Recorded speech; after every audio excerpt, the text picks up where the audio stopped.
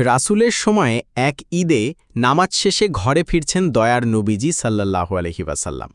তিনি দেখলেন মাঠের এক কোণে বসে কাঁদছে একটি তুলতুলে কোমল শিশু। এই খুশির দিনেও কান্না! অবাক হলেন রাসূল সাল্লাল্লাহু আলাইহি ওয়াসাল্লাম।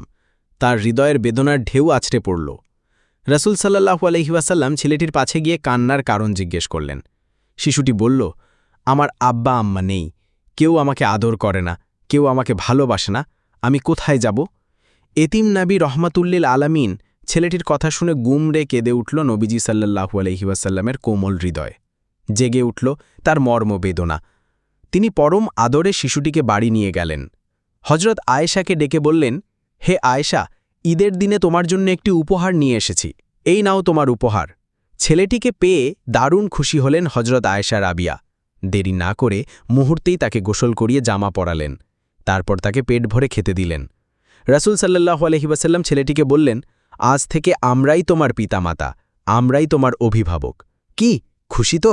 রাসূল সাল্লাল্লাহু আলাইহি ওয়াসাল্লামের কথা শুনে ছেলেটির চোখ মুখে বয়ে গেল আনন্দের বন্যা। এই ছিল এতিমের প্রতি রাসূল সাল্লাল্লাহু আলাইহি ওয়াসাল্লামের ভালোবাসার এক বিরল দৃষ্টান্ত। রাসূল সাল্লাল্লাহু আলাইহি ওয়াসাল্লাম শুধু এতিমদের প্রতিই যে এমন সদয় ছিলেন, সহমর্মী ছিলেন, তাই নয়, তিনি তার অধীনস্থদের প্রতিও ছিলেন সদা সজাগ ও দরদী।